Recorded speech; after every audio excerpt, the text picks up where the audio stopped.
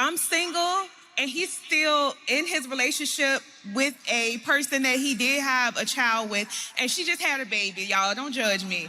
But again, I'm just kind of going about, the things that he's telling me, like, oh, I don't want to be there, blah, blah, blah, blah, blah. I just don't know what to do. Wait, hold on. He in a relationship and you still having conversations with him? It's just, That's her nigga. What's your name? What's your question? All right. So I know y'all gonna get me, but Mic for me. I Talk gotta that mic for me. All right. Oh, okay. I'm sorry. So my name is Portia. Okay. So I've been in a situationship for about 23 years. So, girl, what we need to talk about? You got the answer already. Okay, explain how this happens. So we met each other through one of my friends. So we met when I was in high school. I was 16. I'm 39 now. And we've just been on and off for the whole time. Like, I've been in relationships. He's been in relationships. He's had kids. I've had a child. And we've just always just kept each other around. Right now, I'm single, and he's still in his relationship with a person that he did have a child with, and she just had a baby, y'all. Don't judge me. But again, I'm just kind of going about, the things that he's telling me, like, oh, I don't want to be there, blah, blah, blah, blah, blah. I just don't know what to do. Wait, hold on. He in a relationship and you still having conversations with him? It's just, That's her nigga. That's her. Somebody is with her man, Kitty. Somebody is with her man. Hey, listen, I understand. How the fuck she have a baby with your man?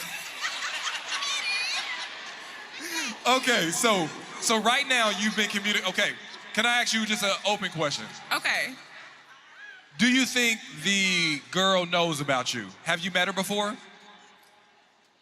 We're from the same side of town, so I know, we know people that know each other.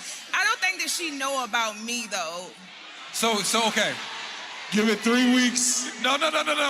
Give it 3 weeks. No, listen. So basically, y'all are able to communicate low-key. And that's how it's been, because sometimes you were in relationships. Right. So hold on, be honest. Don't lie. I'm not. Are y'all communicating sexually? Yeah, we do, and it's good. Hold on. Before let's warm this question up. Hold on. Time out. What she say? Okay, hold on. Kitty, no, it might be something else to happen. Okay, come back. Okay, I'm back. Listen, Okay. let me ask you this question. Okay.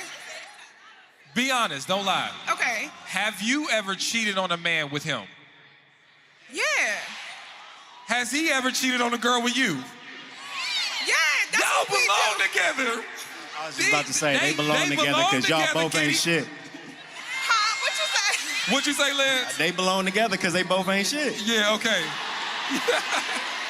All right, so let's warm this. All right, so the recap is, so we all have an understanding. They've been on and off a situationship for 10 years, or 20 years, 23. And they both sort of been in other relationships. They both had kids, but it's been something special there that keeps drawing each other too. And y'all, it's so special that y'all compromised other relationships for this. So right now you at the mic is like, hey man, is it time to just say fuck everybody else and just let's do this because we can't stay away from each other, basically. I mean, and again, like I say, I've tried. So I would go. So our friend that we had in common that Talking we met, to Mike. the friend that we had in common that we met through, she passed away about 3 years ago. So he was just like, okay, so so I can't say names, but since she's gone, we gotta make sure that we stay in contact with each other, because I would go on about my business, and he got mad when he found out that I had a baby. He's just always just I don't know. When the last time y'all had sex? 2 weeks ago. You know what? All right, I just don't. Okay, we're Hey, gonna we still wrap got this up. 20 minutes left. Okay, all right. Kira, what's your thoughts? This is George Bush's fault because what we are looking at here is a child that was left behind. This man has dealt with you for 23 years. Let's do the breakdown real quick because I'm gonna give it to you raw as a woman. Okay, I'm listening. 23 years he's had relationships but not with you. 23 years he started a family but not with you. Right. Now he's in a relationship with another woman that he doesn't want to leave, and that other woman is not you. For Right. 23 years, he's consistently not chosen you. Right. And he's liking someone enough now to go, you know what? I met somebody that I might want to choose.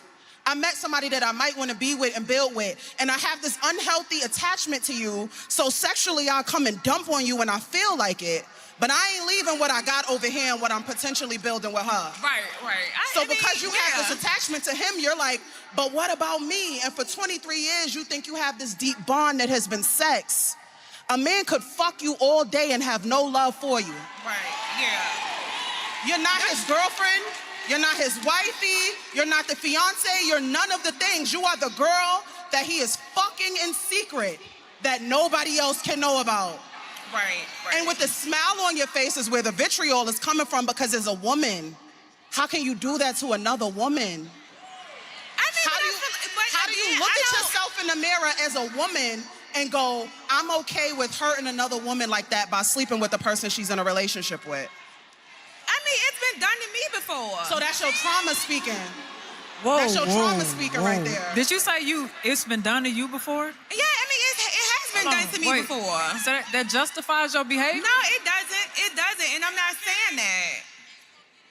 Okay, hold on. Let me. Yes, you is saying that. Now, I want to make sure that I didn't mishear this. You told us that he's still dealing with somebody or the person that had his child or something like that? Mm-hmm. And you just slept with him 2 weeks ago? Yeah. And let me say this. That I don't care energy, I don't know exactly where this is going to land. I hope and pray you don't become that example, because you're giving an attitude like you don't care. And I don't think you understand the consequences that come with the actions that we lay out. This is consequential, darling. Right, so right right. now, it may seem cool until in 10 years it becomes you. It has been me. And it can be you again. That's what I'm saying. Hold It on, has listen to me, been sugar. I want to make sure you hear me. Yeah. Because it can be you again. Right. Look at the seeds that you were sowing. You got to reap that in your Right. season. What's your season and harvest going to actually be, darling? Like, listen to what you're saying. Right. 23 years. You gave that to somebody for 23 years, and like Kira said, he has not put you in a position to take you serious. Right, yeah. Why are you doing that to yourself? You said you're trying to break that. No, you're not, because you keep sleeping with him. Don't try to make yourself believe that. Don't gaslight yourself into believing that. The reality is you keep opening up your legs, which is a portal to your heart, your mind, your soul, to this man. And everything else that he's doing, you are breaking yourself. And you said you 39. Yeah. Your 40s are about to be another transition. Yeah. That's true. That's going to be a different transition. Right. You will end up grieving what you did in the past. You got to live with that. If I were you, I'm hoping that this is landing on the right soil, because I don't know, because you came in with a I don't care attitude. You will one day. And I am very big on whatever you do goes down to your children. I'm going to say that till I can't say it anymore. And then it goes down to your children's children and their children's children. It has to stop with you. 23 years, he has showed you that you are not chosen. And just because someone decides to sleep with you does not mean they see value in you, like Kira says, and it still does not mean that you are chosen. What I see is a woman who is desperate to be chosen. You are willing to accept low quality for the sense of just some type of intimacy. It don't matter. Regardless of what you are dealing with right now, that is low quality. And he is showing you just how much value he sees in you. You low quality too, and that's what he sees in you. But you're allowing yourself to be that. They always gonna go for the cheapest offer. Everybody likes a good sale. Make yourself expensive. Make yourself expensive. Do you hear what I'm saying to you? I hear you. Yeah. Make yourself expensive. That means that your standards have to be realistic, but your standards always have to reflect the values that you hold. The values that you hold right now show that you have poor standards because you don't hold good value right now. One day you will. And he ain't gonna choose you next year neither, or the year after that. And I would the say, year hold after up, that. wait a minute. So You said what? And again, no, and I'm taking everything you said. Like I'm taking everything you said, and you saying that I'm not coming across as though I'm serious or I think it's funny. No, it's not funny at all, and that's the reason why I asked. Okay, so what should I do? So hear me out. And again, Oh no, hey, aunties, remember the Jerry curls. Remember the Jerry curl niggas, y'all up here judging. Can I speak to you real quick? yeah, And I'm gonna let you get off this mic, but from a male perspective.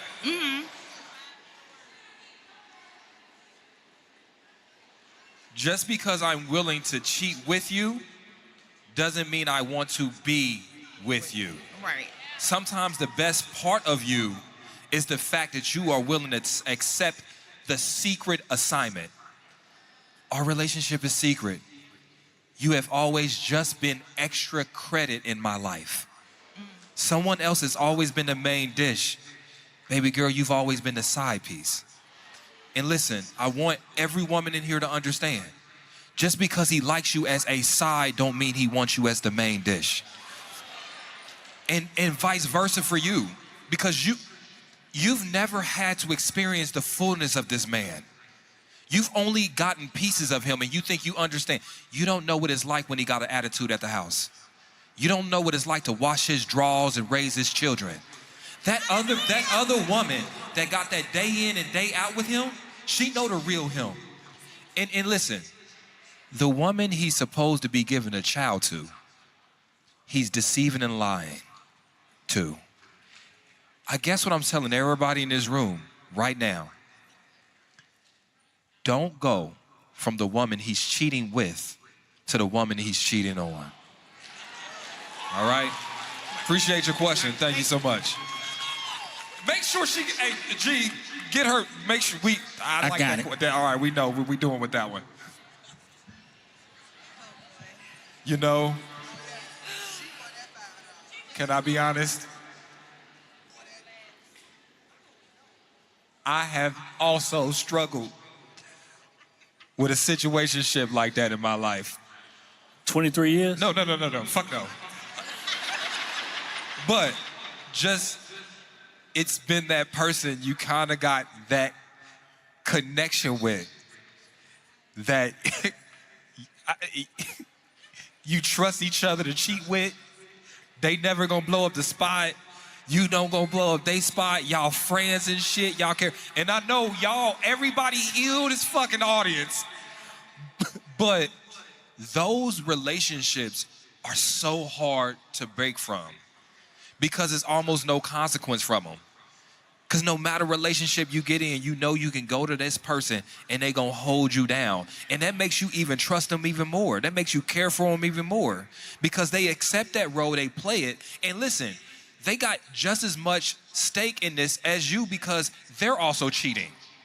So there are a lot of people that have been, I know y'all judging me like y'all ain't never been there before. What's up? I think the problem is that you don't understand how big of a character flaw cheating is. I do. No, because I'm saying that you said, I trust this person. That person is a liar. That person is a deceiver.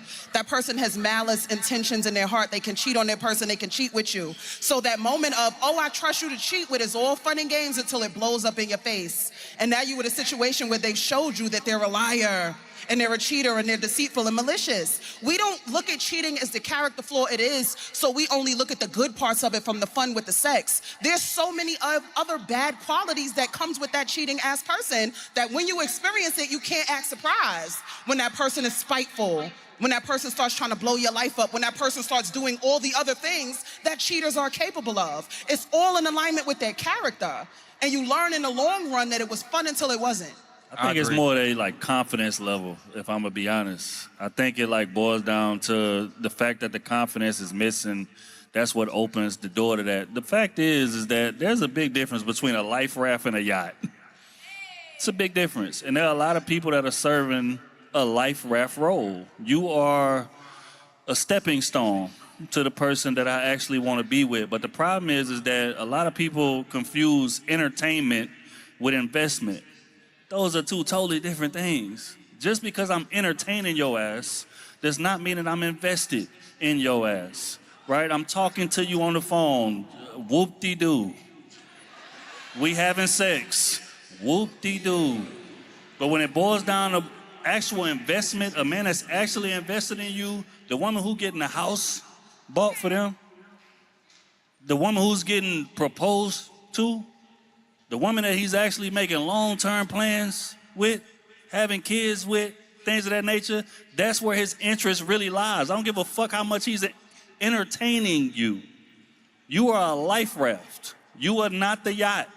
And I think a lot of people are delusional and confuse the two because they want something that'll never be. I appreciate it. What's your name? What's your question? Hi, I'm Chica. Okay, my question is, why did I feel the need?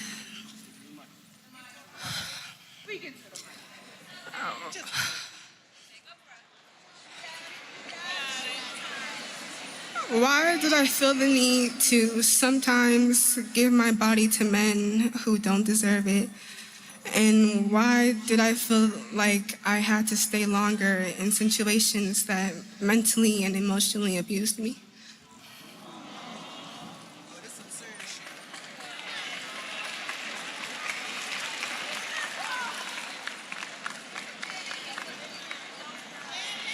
Thank you.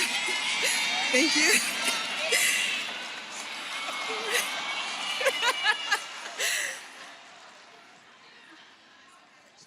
Okay. Oh, Jesus. I don't like when people cry.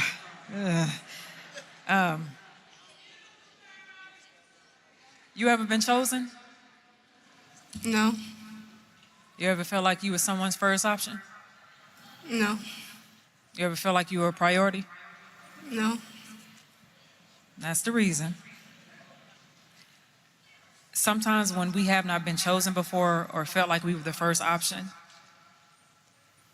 even the worst feels like I'm chosen.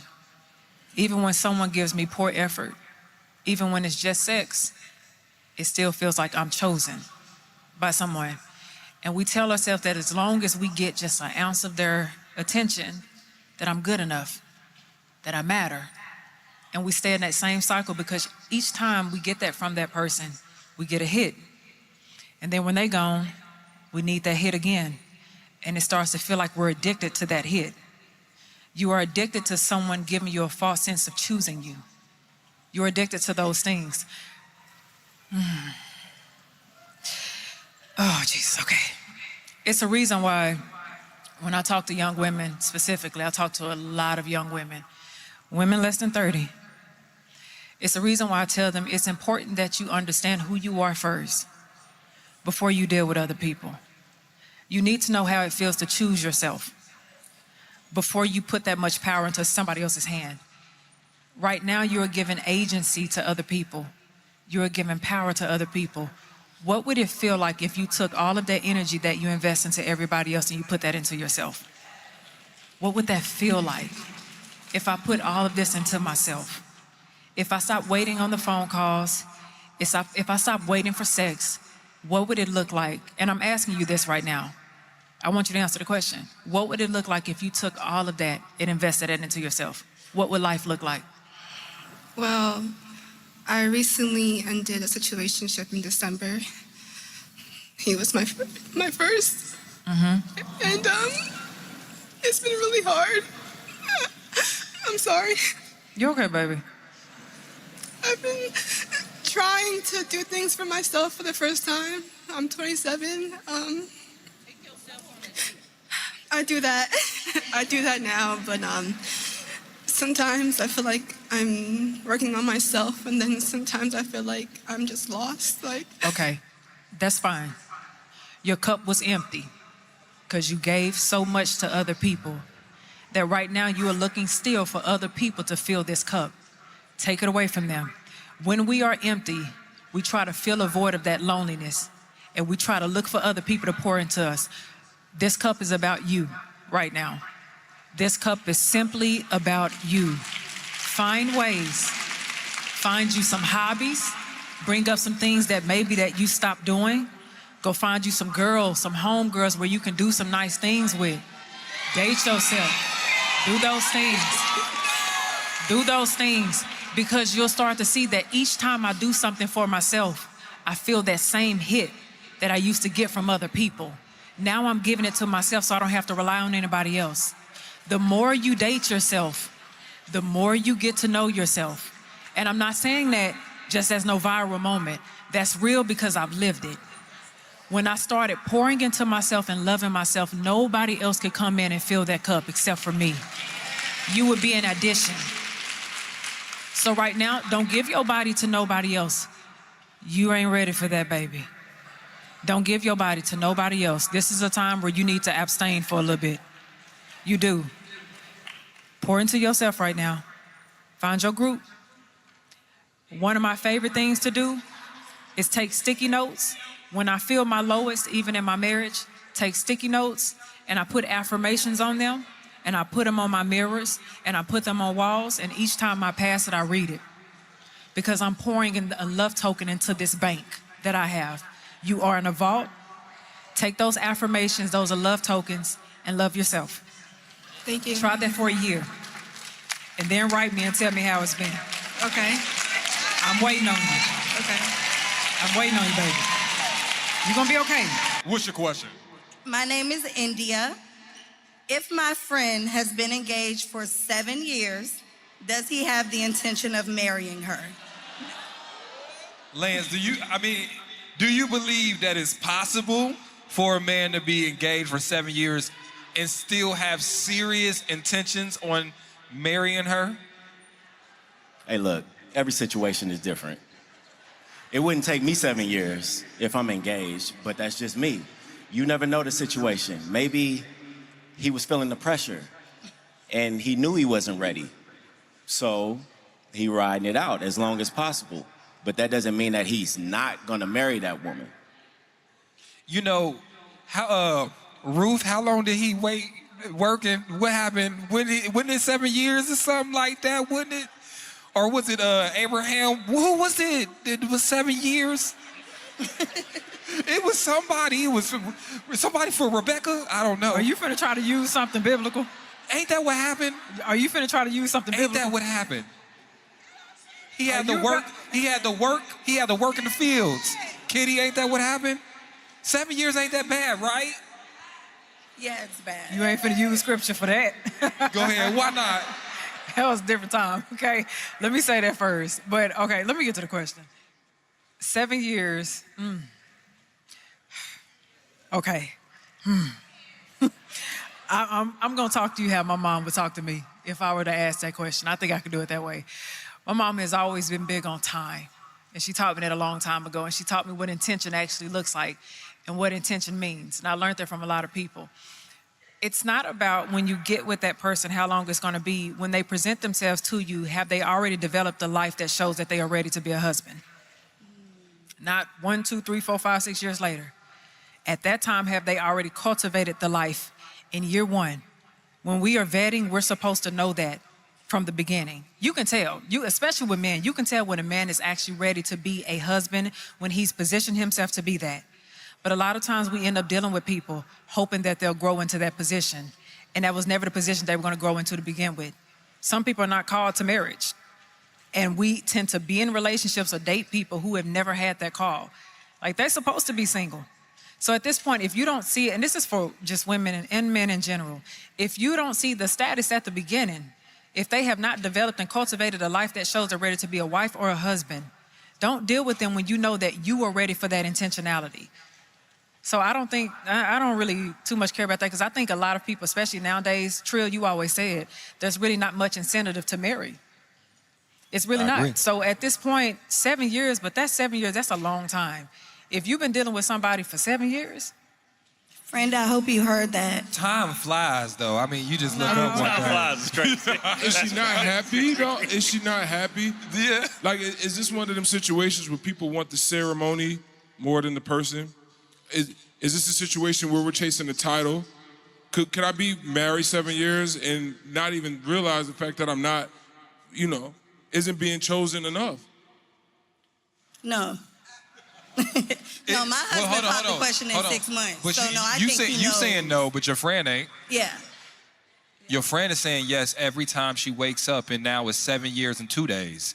Then it's 7 years and 3 days. She said yes at 6 years, and at 5 years, and at 4 years, and at 3 years. It is enough for her. She is satisfied. I guess what I'm saying is some of y'all ain't fed up enough.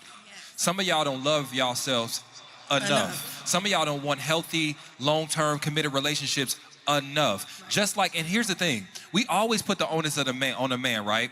But sometimes women are just as afraid of commitment as men are, because she woke up every day and co-signed that bullshit.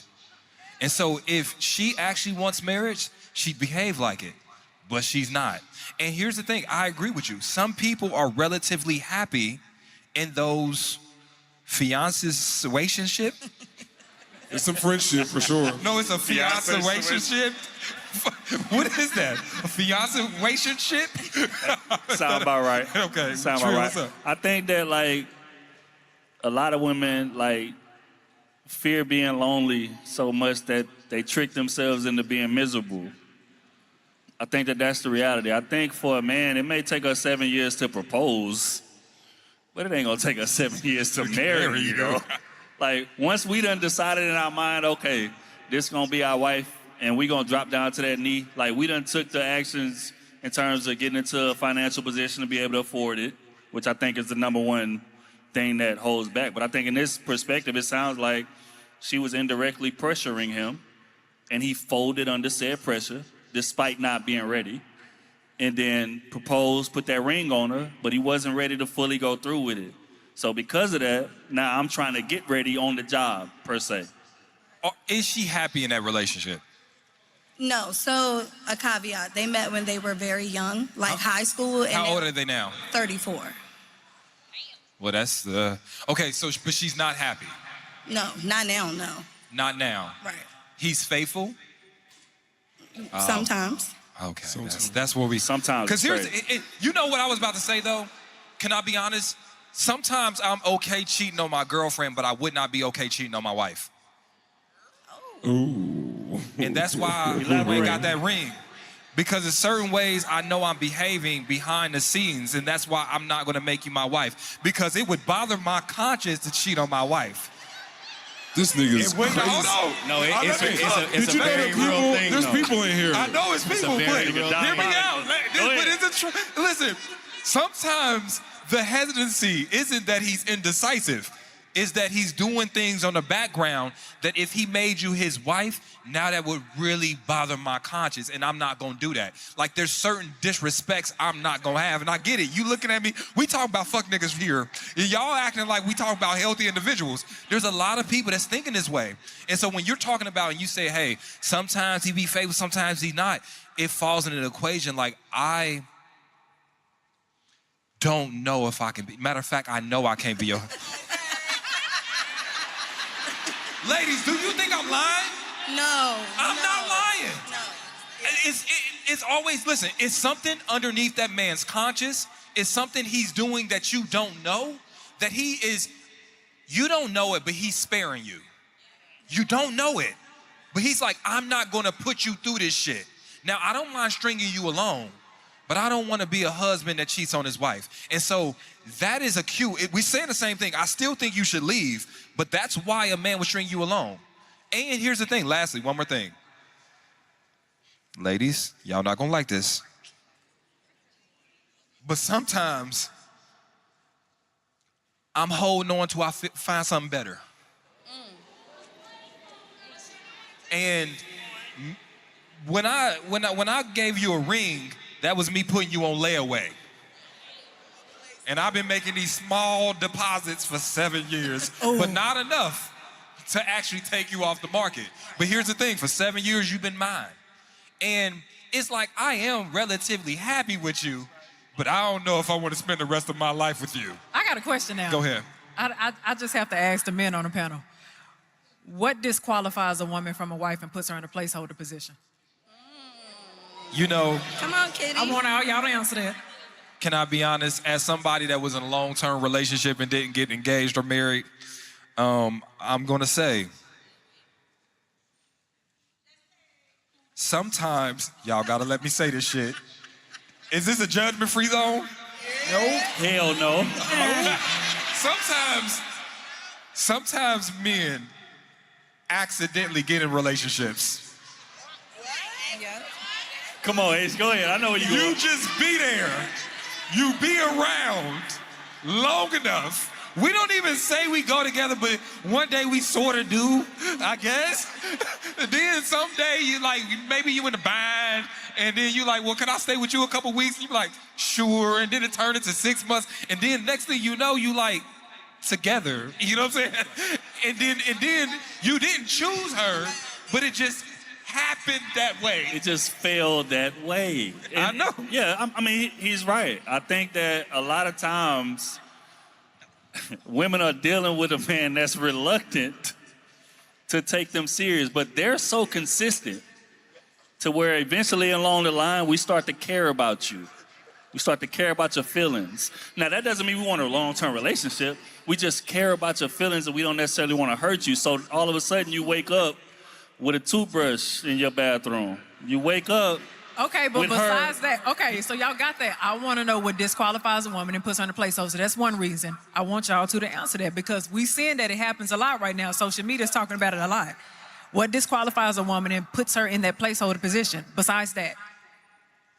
It means that, like, she may bring 80% of what it is that we want, but she doesn't listen well. Or she comes to the relationship with the expectation of what she can receive, but doesn't come to the relationship with plans to provide or an openness to give that man what it is he wants, find out what it is that he wants. And I think men kind of pick that up. And it's like, okay, boom. Like, she may be cool for now, but do I feel comfortable spending the next 40, 50 years with her? Do I feel comfortable giving her the passcode to my bank account? Do I feel comfortable putting my 401k, putting her as a beneficiary to my 401k in case something goes wrong? And a lot of men don't necessarily feel that safety with a woman. And that's not spoken on enough. I think as men, like, it has to be a safety feeling, like it has to be a safety that's present. It has to be an area for us to be able to communicate unfiltered, not be judged, be listened to, and actually what we're saying be applied. And if we don't feel that, you'll never be a wife. Can I just say this, and Lance, I'm gonna get you. But it's also, just like we have countless women that have come to this mic and to stay in relationships hoping that potential comes into fruition, men do the same thing. It's like, we right there, but I just need to see a little bit more. And the reason we're staying in this relationship is we hope that that little bit more is shown, and sometimes it doesn't. And then our lack of our ability to walk away from situations is just as real as women's. Sometimes men, and we talk about why men stay and cheat, because sometimes men don't know how to break up. They don't know how to walk away because they have just as much abandonment issues as you do. They have just as much problems with severing relationships. Listen, I may not want you as a wife, but you became my best friend. Seriously, like you hear me out. Hear me out. Don't do that, Kira. It don't work like Hear me that. out. No, hear Kira. me out. Okay, all right. Hold on. Personal situation. I grew up with a family. Obviously, you know, I was Jehovah's Witness. I got this fellowship. I didn't have a family. So then I find I don't have a lot of close friends or family. So then I get in a relationship. And I see her every day. I meet her family. Her family becomes my family. And we have this connection, but it's more like family than it is romantic. And it's like breaking up with you is like losing a family member that I also have sex with. I don't know how that works. I don't know. That's weird. But y'all get what I'm saying, right? What's interesting with that thought, breaking up with you is like losing a family or losing a best friend. Why is that never a factor when it's time to cheat on that woman and disrespect her? Why is it never, this is my best friend when I'm playing in her face? Why is it never this person is like family to me when it's time to be honest with them and hold them to a certain standard of love? Because the way that you treat your family and your best friends should be of the highest pedestal. Why am I all of these great things to you when it's time for me to walk away, but I wasn't those things to you when it was time to treat me well? I don't have all the answers. When I met you, you was doing whole shit too. Well, wait a minute. That's different. That's what got you the spot. That's what got you the spot. And then you became a wife, and then shit got too healthy. You became a wife, and shit got too biblical.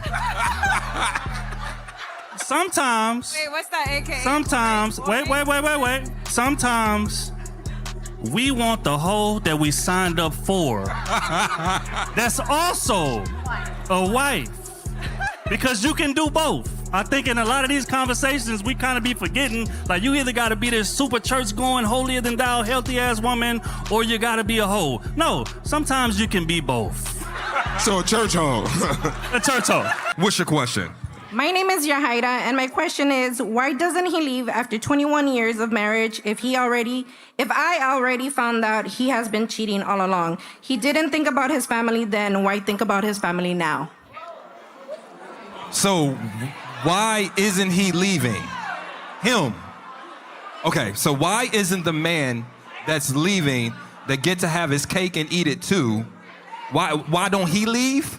That's the question. Is that the question? Yeah, that should not be the question, but that is the question. What the question should be? The question should be, and I wrap this up with love, is why are you still there? Why are you still allowing him to dishonor you? Okay. So you waiting for him, who has you as his convenience, has you as his doormat, you allow him to come and go at his availability to you, and you want him to dog you and leave you? Let me tell you something, baby girl, I'd stay there too. It's up to you to set appropriate boundaries, to get your self-love muscle up, and for you to pivot the relationship. And sometimes you gotta go, I've said it before on this panel, you gotta go broken, you gotta go confused, you gotta go hurt. But the point is, the best thing you can do for some people is to leave their motherfucking ass. Clap it up. You know what's interesting? You know, on a previous episode, I talked about side chick math. Like, a lot of times, the reason people don't leave is because they don't want her all by herself. There you go. Like, I like the addition that she's bringing to what the fuck I got on, right? So it's like the foundational things, those things that you bring as a wife, those boring quote unquote things, those making sure that he ate, making sure that his mental was good, making sure he getting to the motherfucking doctor, making sure that he's doing all those things. Those are the things that he really needs. She may be fun though. And a lot of times, some men are smart enough to know that that other person has no substance. And the reason they're there is just to play. And that's why what I'm saying to you is, this man is willing to risk his own family for fucking fun. And this is why you have to make a decision. Anybody else? Come on, Miss Kitty, I'm waiting for you, Miss Kitty.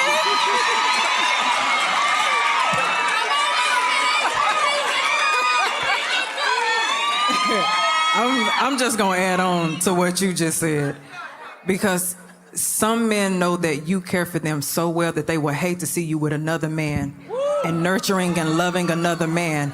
And so they stay right there. They'll take you through the ringers and all of the valleys because they don't want to see you happy with somebody else, and they don't want someone else to have access to that. Back to what Dr. Bryant was saying though, because we're going to add on to that. We should never just focus on why someone won't do something. It's many of reasons. That's too layered for us to focus on that. But I have to recognize when a person is now too costly for me. You are costing me my health, my happiness, my joy, my peace. Before any man came into any one of y'all lives, y'all were valuable before that man got there. And it's not going to be until you recognize how valuable you are. You are valuable. You were valuable from the beginning. In the womb, you were valuable. God paid a high ransom for you. I want you to remember that. So always remember that humans are going to disappoint you. And I understand that we're talking about marriage here, but you've already broken this marriage. You stepped out. And now after you have broken me down to where I have to pick myself back up from these pieces, you want to come back in and get this reward now? You want to get the part of me that I had to work so hard to build up? You don't have access to that anymore. Because you could have did right. You could have never strayed over that fence to begin with. You could have worked on whatever problems we had. But that's also the other issue. Let me add one more piece. When a person has lust in their heart, Tell them. it will consume them. And I was just telling my best friend this, lust always needs an escape plan because it's always looking for intensity. And when there's no longer intensity in marriage, because we know it goes up and down, Right. there's no longer that fantasy, they start looking over the fence. And when lust consumes you, no matter where it is, you're going to try to find an escape to get back to it. When you start recognizing that, be glad that God protected you from that. Could you imagine if somebody went outside of a marriage attached to all those demons and came back in and brought it to you? Look at how God trying to protect you. Always remember that. I'm speaking to all of y'all here. Always look at the moments where God was trying to protect you. When you couldn't sleep and you were crying out to God and that pain was so deep and he was giving you a comfort that you simply could not understand. You would now, all of a sudden, your body is rejecting this person. You're around this person and you agitated. That's God said, I'm showing you something that I need you to see. So just carry that baby, okay? All right. Can I add just an addition? Oftentimes we think that the breaking down starts at cheating. When you found out about the cheating, that's how that man broke you. But a lot of times that man been breaking you for years before it got to the cheating. And this is why, hold on, hear me out. And this is why now you're in such a vulnerable position when you now find out about the cheating, you're not as strong to be able to have that confidence to walk away. Oftentimes it's a disregard that started earlier in a relationship. It's about me earlier in a relationship. It is those things that he didn't compromise on and you stood for and you showed him that no matter what, you were going to be there. And I guess what I'm saying is we have to start, and I love how you say it, and maybe you can speak to it, checking things early on in a relationship and letting people know I'm not the one to be fucked with. What do you think? I agree 100%. I think, I think a lot of us, speaking from a male perspective, like we get so used to stability that we forget how rare it is. Come on now. We talking about 21 years of marriage. This is 21 years of a woman being stable, supporting you, you know what I mean, encouraging you, pouring into you, being that backbone for you to chase your dreams. And we get so used to that we forget and think that can just be replaced with anybody. And then we go out there and attempt to do it and fall flat on our damn face. So I think that in that type of situation, that's what it is. And just like they said, it's never about how people approach you. It's never about the energy that people bring to you. It's about what you entertain. It's about what you accept. It's about what the message that you sent to that man that you're willing to deal with. Going back to what bro said, a lot of times when men jump out the window like that, it was a sign early on that said you wasn't going nowhere. It was a sign early on that said, regardless of what it is that I do, you value me more than the field combined.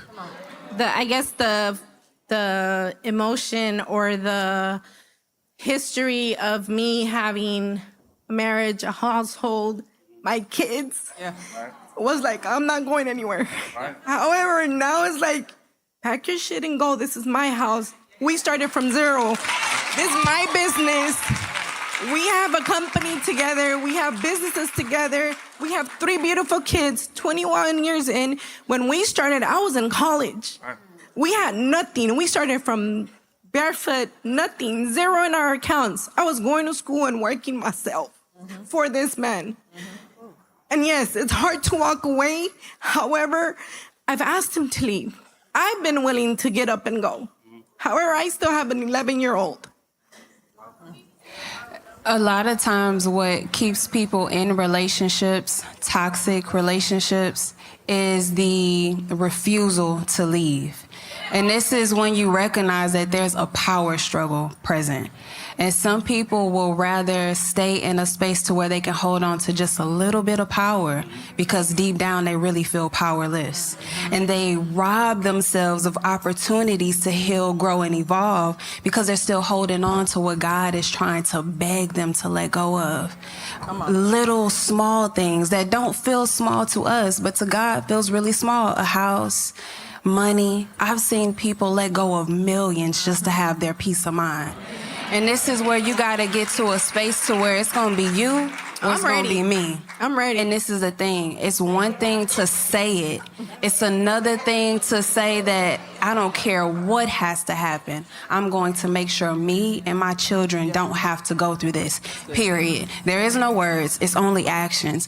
But another thing, I want to just acknowledge how you feel because I did acknowledge that there was emotion present, which means that that college version of you that first entered that relationship that never saw this trajectory happening, that's the version of you that's crying. That's the version of you that's grieving. And that's the version of you that is mourning. And you have to give yourself the opportunity to really nurture her the proper way. This is not just about your kids and the 11-year-old. You are a child at heart too, because that child is who entered that relationship. So you have to be mindful that this is survival for you as well. And if you don't take care of yourself, you're going to bleed all of your open wounds onto your kids that are watching you, and they feel all of that energy.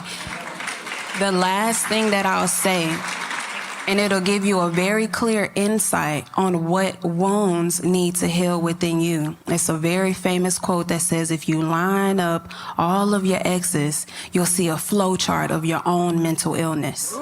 Meaning, you'll be very clear on the wounds that got you into that relationship, the traumas that got you into that relationship, and all of those things that you just willfully bypassed. Even though you were young, there were certain flags that were very clear. But when we're operating from our wounds and our traumas, we don't have the capacity to see them. If you make that flow chart and you figure out the common denominators, it'll also show you the things that you need to work on within yourself when you really start your healing journey. Clap it up. Thank you. Good. Mike, did you have a Yeah. Well,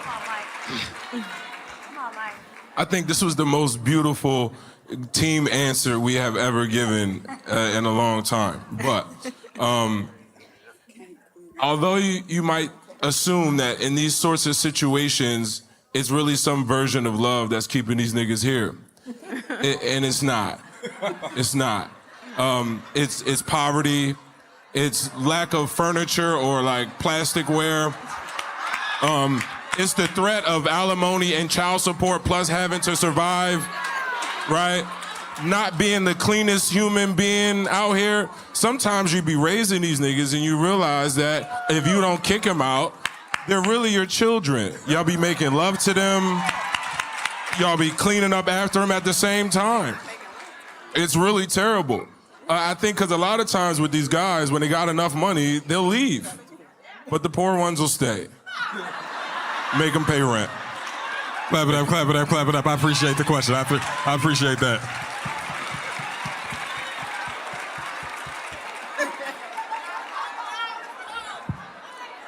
All right. What's your name? What's your question? My name's Tamara. Can you hear me okay? Mm-hmm. Yes. I was here before, and I wanted to give her a hug. But I was going to ask her, say something to her from the last commenter. Just seeking God, and everything else will fall in. I've been going through that same thing with my ex-husband. And it's 17 years, and I'm not becoming more. Talking to the mic, baby. But my question is, why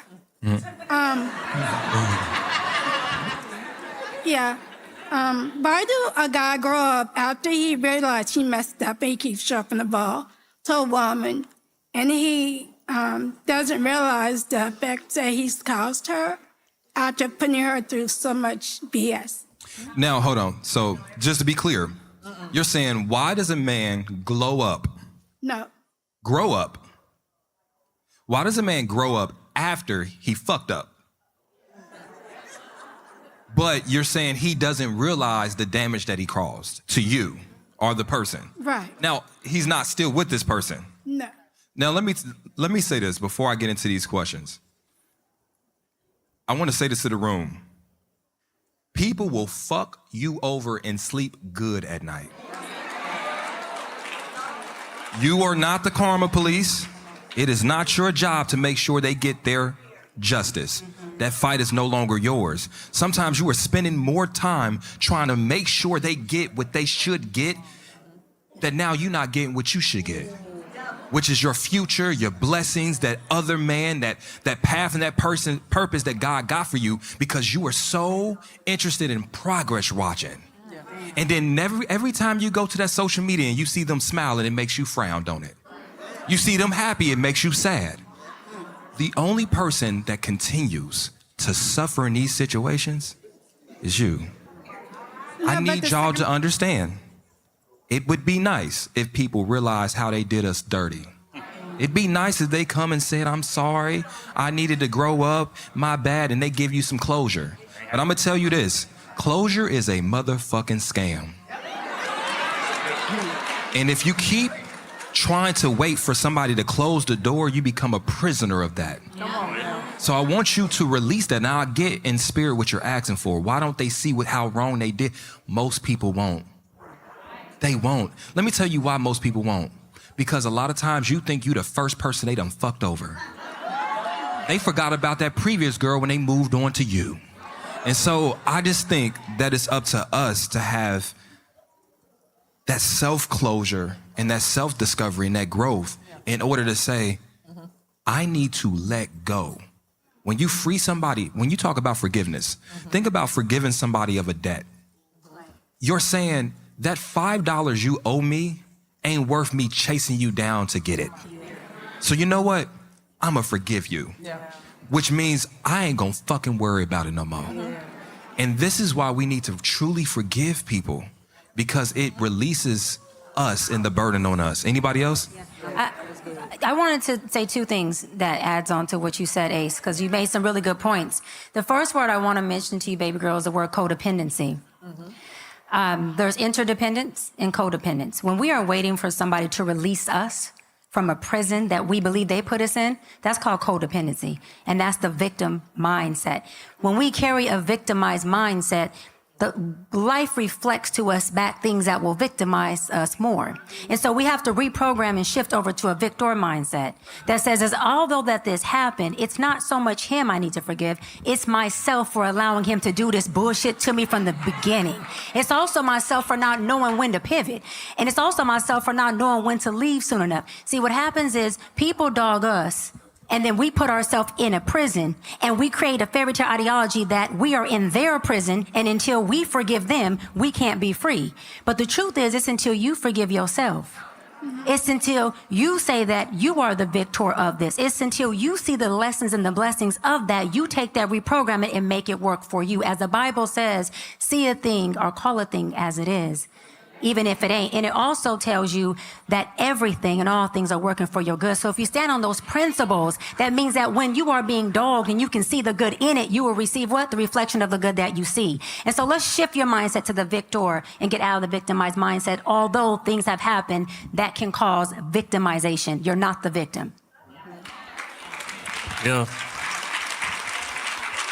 I say also, man, like, sometimes we just got to leave people in the dysfunction that they come from. A lot of us just have way, way too good of hearts. Because the reality of a situation like that is those signs were shown way earlier than when we chose to accept them. Come on. Right? So we got to announce at the beginning of the situation, like the dysfunction and all of that shit that you used to, it ain't going that way over here. Like, we communicate over here. Like, we actually love each other genuinely over here. Like, we're actually mature over here. So all of the dysfunctional shit that you used to, if you plan on bringing that over here, then you might as well stay your ass over there. I agree. Hey, I appreciate that. That's how I'm thinking now. Hey, I appreciate that. Do you have something? Yeah, so I remember there was a time where I felt like anybody I would get into a relationship with, they would always leave me for another person. And it would look like they would just level up. And one of the prayers that I prayed was, God, help me see things from the healthiest perspective daily. And what was revealed to me is we only see 1% of why a person does what they do. And there's a level of hubris that comes when we victimize ourselves because we don't know what components are happening in their lives that we aren't privy to that are making them respond the way that they respond that have absolutely nothing to do with us. But because we are the center of our universe, we assume that we are the center of other people's universe, when the truth is they aren't considering us at all. That's the real issue. And so what happens is when you take away the addiction to victimizing yourself, and you really become clear on the fact that everybody will be collateral damage in somebody's story. Because until I can evolve to the best version of myself, I have to make mistakes. That means I'm not going to treat everybody perfectly. I'm not going to communicate the best. There will be things that happen to where I will play the villain in certain people's stories. So we have to get out of the addiction to labeling everyone as the villain or the saint, because there will also become a time where you need compassion as well, where you need empathy, and where you need forgiveness, where forgiveness doesn't even make sense, where it shouldn't even be on the table. And so there's an aspect of forgiveness where you just have to learn how to really release. And I spoke about this on our last podcast, where the etymology, which is the origin of a word, the etymology of forgiveness just simply means complete release. And it means no longer holding on to the things that make you feel powerful when you really feel powerless. And there's also a component to where God uses people. He uses us to help people evolve to these places. But because we use karma as our personal assassin, we think that, oh no, God gonna get them. Karma is a bitch. And the truth is, God is like, damn, hold on. I used you as a vessel. You know, I used you as someone that was going to help this person evolve, but then we become jealous and angry and bitter at their glow up, not even understanding that God used us in the best way, even if it was painful, even if it looked like they really did something harmful. To stay in a place of anger is also acknowledging that God isn't in the midst of all things. So we have to pick and choose our struggles, and the people that we choose to forgive, we really have to practice letting go as a daily ritual. Can I just add one piece? That was real good, Candace. Just simply because at the end, I'm gonna let y'all finish clapping. That was good, my girl. Just simply because at the end of the question, I think you said, what was the end part? What was that? The last piece of your question? I want to make sure I got it right. The consequences of his actions and the efforts That's what it was. now has on her. And why they can't see the damage that they did to you and stuff and all that. And it's like I'm seeing that a lot on how certain, I'm trying to be neutral with this. Certain people I've dealt with claim that they're a man, but the action showed me something else. So let me It's talk to you. Here, but you want to say you're grown, but you're doing kids. Let me talk to you one-to-one, baby. And I'm sure I'm gonna be talking to a lot of other people. That's a pride issue. The same way that person can't acknowledge what they did to you is their pride issue, that's your pride issue as well. You are keeping track and you are monitoring. That's not our responsibility to do. We surrender these things to God and let Him be in control. What pride causes when it comes to forgiveness, what pride looks like when a person can't forgive, the only way I can forgive you is if you hurt the way that I hurt. The only way I can forgive you is if you give me, is if I compensate for what you've done for me. That is a pride issue. That's the reason why a lot of people can't forgive. Release that. First of all, why am I worrying about somebody who doesn't belong to me to begin with? They can repent for their sins and be forgiven for the things that they did. They got access to the same grace and mercy that I got access to. So why am I worried about that person to begin with? Let God have that. The issue is a lot of us try to play God. That's not our position to do in the first place. You made a mistake. I acknowledge that. You did something hurtful to me. I acknowledge that. It ain't my battle to fight. I give that to God. Let him fight that battle because you're going to be fighting a losing battle. You can't win when pride is at the center of something. So if you are dealing with that, God is going to deal with you on that. I don't want to face the wrath of God. I don't want to face God's anger. So I'm going to release what this is. I'm going to forgive you and get my pride under control, because regardless, I still have to make sure that I'm right with what I'm doing. And I don't want to have to stand before God and have to answer for pride. And I'm telling God, well, look at what this person did. You operating in the same prideful spirit. How dare you? I'm not done. So hold on, I'm just saying, baby, just if it ain't you or that other person, I don't care. We speaking through you. Oh, okay. We speaking through you. You may just have to be that person that got to relate a message, you know? Through you. That's all I'm saying. But regardless of it is, the root of it is still pride. And I promise y'all, I'm a person who's had to surrender that before. And it's uncomfortable to do it. It really very much so is. But when you let things go, when you let go and let God, man, your life is so free. I don't care about what nobody in my past did to me. Baby, I'm free over here, happy, feet rubbing together in the middle of the night, sleeping good. Okay? So we just gonna let that go, baby. That's all I have to say now. Mike, you had something on the board? She threw me, shout out to Kitty, because she threw me the perfect alley-oop, right? But we're talking about two kind of frees here tonight, right? I'm talking about the free, this labor that a lot of these queens be putting in for these guys at a time where shit is hot. They fucking with the stamps. I don't know if y'all know, but they fucking with the stamps. Right? We got oxtails. Oxtails is $40 for the platter. Right? Rent's $2,100. Snap. Right? We got the mani-pedi combo. I remember when I sent the girl for a mani-pedi, it was like $48 with the tip. And I got to pick the color. Shit. Now that shit's $120. You want gel? Right? Shit is bad out here. Right? You know, the LA gas hits different, but listen. Let's stay focused. I know God loves a cheerful giver, but the giving y'all be doing be having y'all up at that mic ready to cry. That's called suffering. And we don't suffer for free. So if you're gonna pick a struggle bus, make sure the AC work and it got room for the bags under it. You picking up what I'm putting down? We need a disappointment jar in our relationships that niggas could drop $20 off every time they do some weird shit. That's a good idea. Okay? Because, I mean, we can do all things through Christ who strengthen us, but not for free. I agree. Clap it up. We got our next question to the mic. Can you imagine that if every time you fucked up, you had to put $20 in a jar? Hold on. Better yet, can you imagine if every time a nigga cheated, he lost an inch?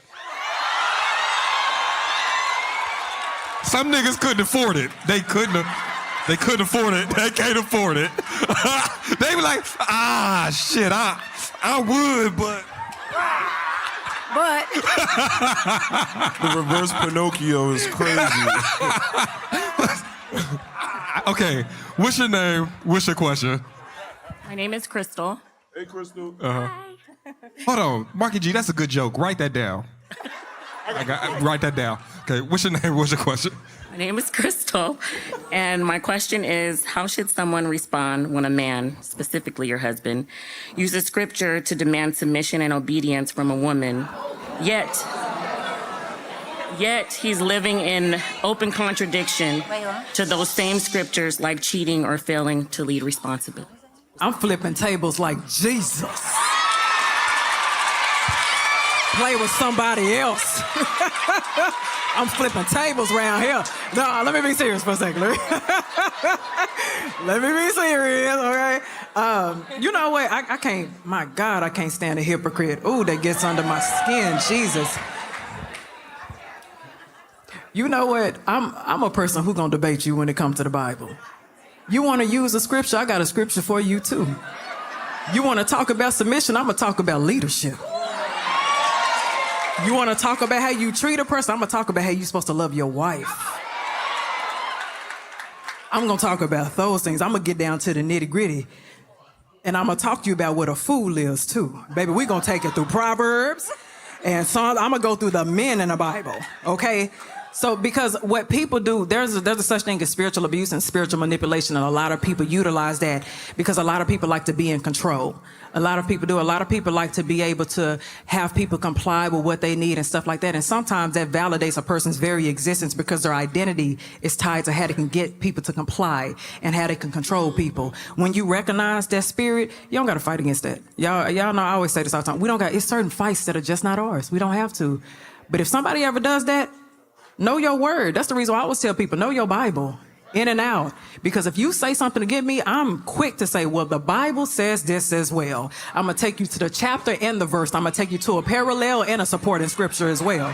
Because what God never has to do is he never has to exploit anybody to get them to comply. He never has to exploit anybody to get them to follow him. That's something that the enemy does. So when we acknowledge that the enemy is governing somebody else's abilities and decisions and behaviors, we go ahead and let that be. So if that's what's happening, especially in a marriage, I don't know if this is your husband or somebody else.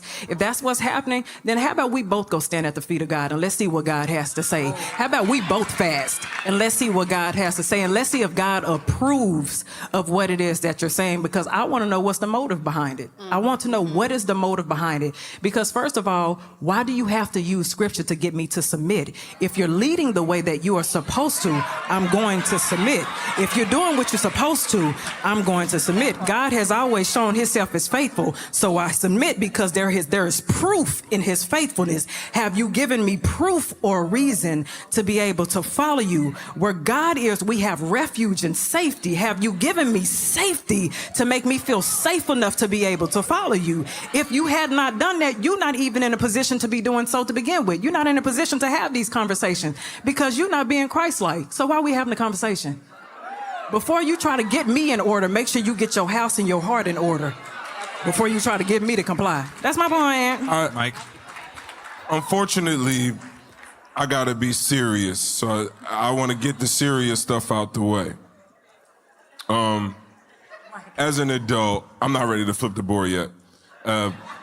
As an adult, one of the things that I've learned, because I had to redo dating as I got older, because in the beginning, I thought dating as a man was performance. I thought it meant I had to get my hair cut, I had to get my car clean, I had to find a nice restaurant, I had to find a nice outfit and then perform. I had to open doors, I had to bring flowers, I had to ask questions, I had to give compliments, then I had to take you home, and then I had to give myself an opportunity and maybe I could do that again. And I thought that's how a man is supposed to date a woman, and I was wrong. And then I realized that a lot of the women that I was in relationships were deeper than single. They did not have a relationship with God. So when our relationship started, it was just me and her. And one thing I realized is that there needs to be 3 people in a relationship. Come on. And for me, it's like I'm bringing God with me. And then if you bring God with you, then we've got our Trinity. Now, I want to talk about the leadership part, because a lot of times when men are in the infancy stage of their leadership, they think this way. They think it's God gives it to me and then I give it to you. But it's a triangle. It's a triangle. And Kitty said it perfect, because she says when we go through things, we both go to the feet of God. But it's a triangle. It's not like God told me to do this, so I'm going to tell you to do this. And it's like this runway, and the woman is at the bottom. I give men grace because we're only having to now learn how to lead outside and inside. Before it was the outdoorsy shit, Mike. Fix the car, we got flats, we got bills, kids want to go to Disney. Now I need to be emotionally available, I need to be spiritually connected, and I gotta be soft because the kids don't need to hear. So I give the men the grace, and I appreciate any man that has a relationship with God, because he's the person that's going to get you through your times, not your homeboys who don't respect your marriage, not your coworkers who bringing you lunch. So this is for anybody in a relationship or seeking to be in a relationship. That third person is what's going to save you from a lot of the stuff that we see here. I'll say this, just real quick. I think that Thank you. we be paying more attention to how unqualified the man is when we should be paying attention to how did an unqualified man get in that position to begin with. I think that a lot of us be so like in love with the finish line that we forget the journey. We get to skipping steps and shit. Like, he should have never been in a leadership position. So we got to dig deep and figure out, what is it about me? They don't like this part. What is it about me that allowed a man that doesn't display leadership, that doesn't display consistency, that doesn't display maturity, to get into a position of leader of my household? What did I write on the board when I came out here? What was it? I wrote on the board when I came out here, I said it is a thin line between loyalty and low self-esteem. To my guy's point, sometimes we have to give honor to the position we play in our own suffering. And sometimes it's because we was raised off suffering. We're suffering in our job. We're suffering in our community. We're suffering with our family. We're suffering with how we feel about ourselves. So how you do one thing sometimes is how you do a little bit of everything. But there's a thin line between being strong and faithful and patient and honest and safe and being weak and being naive. Knowing you got 99 reasons to slide, but you got that one thing that keep you there. It's a thin line between loyalty and low self-esteem. What's your name? What's your question? Hey guys, my name is Ashley, and my question is, why do certain men prefer toxic hoes over wanting a wife? When they claim that they want a good woman. First of all, Help me! Just saying. Okay, so why do some men prefer toxic hoes Correct. over wives? Correct. When they claim they want a good woman. Okay, do you want to take a stab? Do you want to take a stab at it? Listen. Yeah, because this so thank you love the question. Thank you. This is the thing. We keep putting the blame on who the man is choosing. If we showing up, listen, what we lead with, we value. Okay.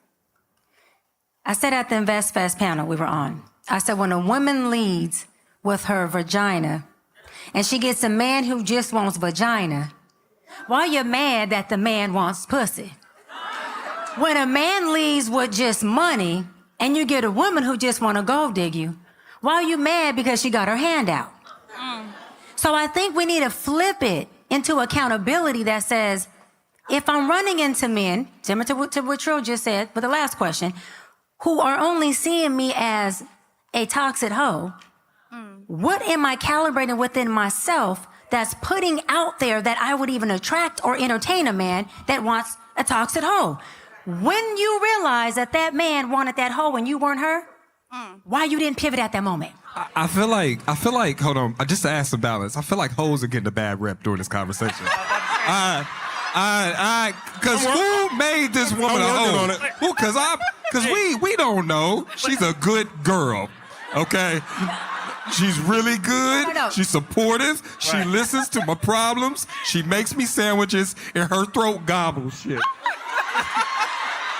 So just think we need some balance here. And also, and again, I hate to have to play the bad guy again, but I will. Go ahead. A lot of women are so focused on being a wife that you forget to be fun. And you forget to be a hoe as well. like, hold on. I wasn't gonna go that far. Hold on. When I met you, you was doing whole shit too. You was out. Well, wait a minute. That's different. That's what got you the spot. That's what got you the spot.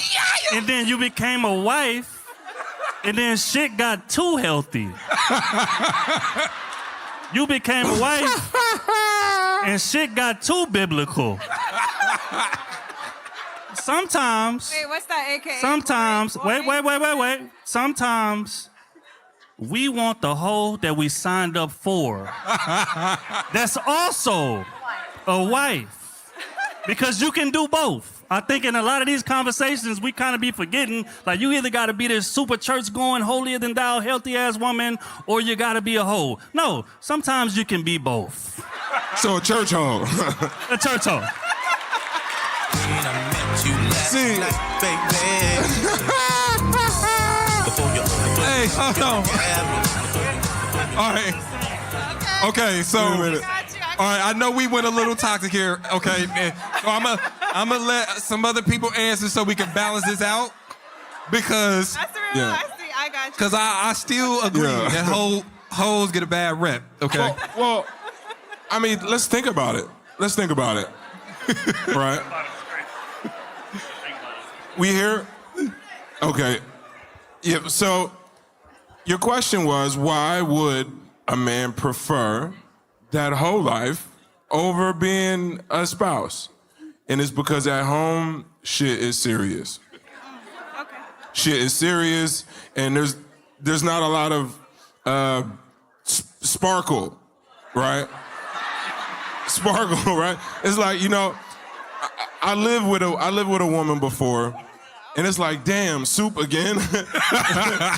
You know? But when, like, wife problems are different problems.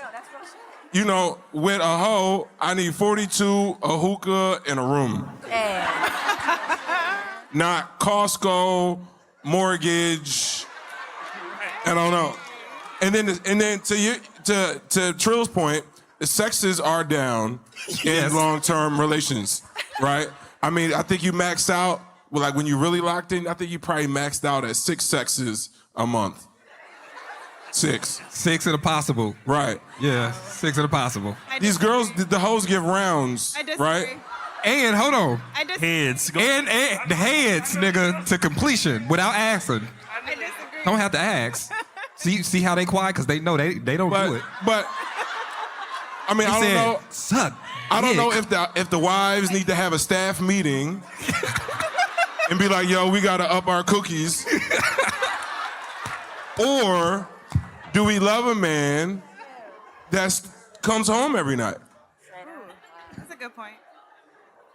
No. So listen. I lost y'all, didn't I? No. I got it. Well, no, I mean after the hoe. Like, come home at night after the hoe. Like, But so, before we go further, because I do want to make sure we don't lose the frame of your question. Thank you. Because I want to just answer it seriously.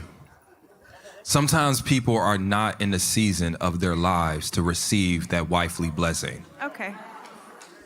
And there's a lot of women right now that you're not in the season in your life to receive that husband blessing. And so what happens, instead of sitting your ass at the house, you go out and you play around too. And because you are playing around, you don't even want a man that's serious. So you mess with men that can distract you. I like that. And that's what happens. Wait a minute. And vice versa. You like that D-I-C dash distraction. Yes, distraction, yes. How you Yes. spell that? How you spell that? All right. so I think it's where that person is in a life. Right. Because I'm gonna tell you, the things that I enjoyed as a younger man compared to what I enjoy now is completely different. I was having a conversation the other day, and I was talking about just how my appetite for intimacy has changed as an adult. Like, there are times I just want to fucking be held. And that's it. Little spoon. Little spoon, nigga. Put them titties on my back. Oh my God. Nigga, what? Ooh, right in between my shoulder blades. Right in between my shoulder blades. Okay, does anybody have a healthy answer before we end? Because we can end it like this, because I'm pretty satisfied. Oops. I feel like these anthems been healthy as hell. Yeah, Is distract? Is that a verb or an adjective? Distraction. You're right. Take you away from peace with his peace. Distract. And guess what? That's been another episode of the Tonight's Conversation podcast.